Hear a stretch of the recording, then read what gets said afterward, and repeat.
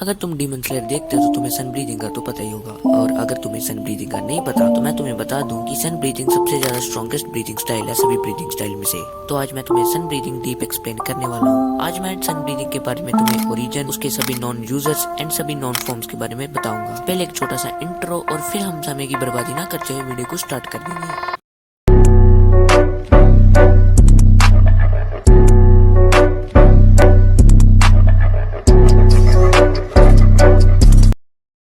Demon slayer की main timeline से 400-500 साल पहले एक डीमन स्लेयर एग्जिस्ट करता था जिसका नाम था योरीची सकुगी, और फिर योरीची ने ही सन ब्रीदिंग को क्रिएट कर दिया था। Sun breathing first breathing style थी जो कि एग्जिस्टेंस में आई थी। योरीची के सन ब्रीदिंग क्रिएट करने से पहले सभी डीमन स्लेयर डीमन से डंडे तलवारों से ही लड़ते थे, और जब योरीची ने सन ब्रीदिंग को क्रिएट किया और फिर सभी लोग सन ब्रीदिंग को सीखने लगे और कोई भी सन ब्रीदिंग को सीख नहीं पाया। उल्टा सन ब्रीदिंग को सीखते सीखते उन्होंने 5 फंडामेंटल टेक्निक्स को जन्म दे दिया।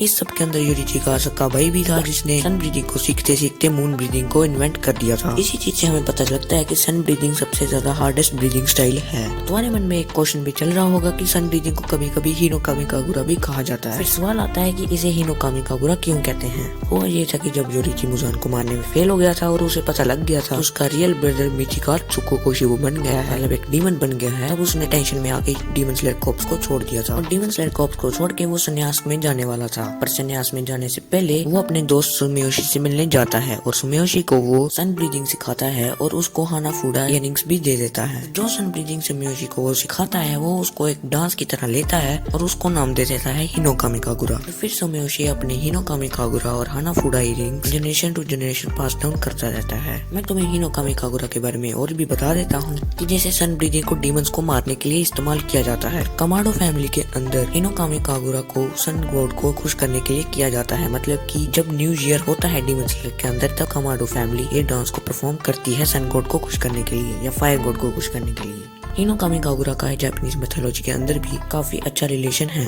हुआ क्या था कि जापानीज सन गॉड अमातेरासु अपने पर्सनल रीजन की वजह से सभी गॉड से नाराज हो गई थी और वो एक गुफा के अंदर चली गई थी, जैसे कि पूरा वर्ल्ड अंधेरे में चला गया था। फिर सभी गॉड सन गॉड अमातेरासु को खुश करने के लिए एक प्लानिंग बनाते हैं और गुफा के बाहर जाके पार्टी शार्टी करने लगते हैं, और वहाँ पे एक गॉड डांस करता है जिसका नाम था हिनोकामी कागुरा। इसी वजह से हमारे डीमन स्लेयर के राइटर क्योहारो गोतोगे ने हिनोकामी कागुरा का रेफरेंस डीमन स्लेयर के अंदर डाल दिया।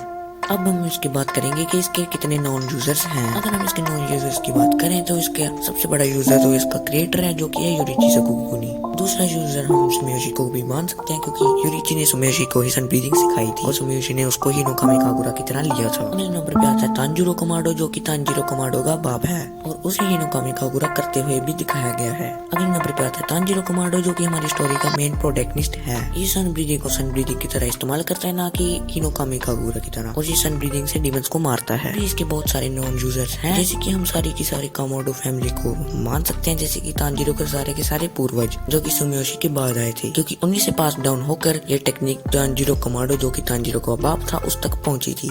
तो हम मान सकते हैं कि उससे पहले भी जितने थे उनको ये टेक्निक आती थी। अब हम बात करेंगे कि इस टेक्निक की कितनी फॉर्म्स हैं और क्या क्या उनके नाम हैं। Sun breathing first form dance, जिसके अंदर यूजर अपनी पूरी शक्ति लगा के एक वर्टिकल स्लैश मारता है। Sun breathing second form clear blue sky, जिसके अंदर यूजर लट्टू की तरह घूमता है और एक स्लैश मारता है। Sun breathing third form raging sun, जिसके अंदर यूजर एक के बाद एक हॉरिजॉन्टल स्लैश मारता है और ये अटैक ऑफेंस और डिफेंस दोनों के लिए यूज होता है। Sun breathing fourth form burning bone summer sun, इसके अंदर यूजर एक सर्कुलर मोशन पे स्लैश मारता है जिससे कि आगे आने वाले अटैक्स और ओपोनेंट्स दोनों ब्लॉक हो जाते हैं। Sun breathing fifth form setting sun transformation, इसके अंदर यूजर उल्टी गुलाटी मारते हुए हॉरिजॉन्टल स्लैश भी मारता है। Sun breathing sixth form solar heat haze, इसके अंदर यूजर एक हॉरिजॉन्टल स्लैश मारता है और उसकी स्वॉर्ड ओपोनेंट को दिखाई नहीं देती। Sun breathing seventh form beneficent radiance, इसके अंदर यूजर एक स्पाइरल स्लैश करता है और उसके स्पाइरल स्लैश जाके ओपोनेंट को घेर लेते हैं। Sun breathing eighth form sunflower the trust, इसके अंदर यूजर अपनी तलवार की नोक को कील बना के दुश्मन के अंदर ठोक देता है। Sun breathing ninth form dragon sun halo head dance, इसके अंदर यूजर सन ब्रीदिंग का यूज करते हुए एक बहुत बड़ा ड्रैगन बना लेता है। Sun breathing 10th form fire wheel,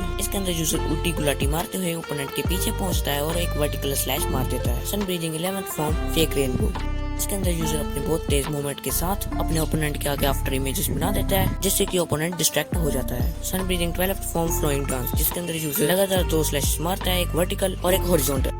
sun breathing 13th form, इसके अंदर यूजर पिछली सभी फॉर्म्स को एक साथ यूज करता है और ओपोनेंट को डिस्ट्रॉय कर देता है। और इसकी 13th फॉर्म ही लास्ट फॉर्म थी, मतलब कि अगर तुम्हें थोड़ा सा भी गणित आता है तो तुम्हें पता लग ही गया होगा कि सन ब्रीदिंग के टोटल 13 फॉर्म थे। और इसलिए अब मेरी वीडियो खत्म। और अगर तुमने इतनी वीडियो को देख लिया तो तुम्हें लाइक शेयर सब्सक्राइब भी कर सकते हो।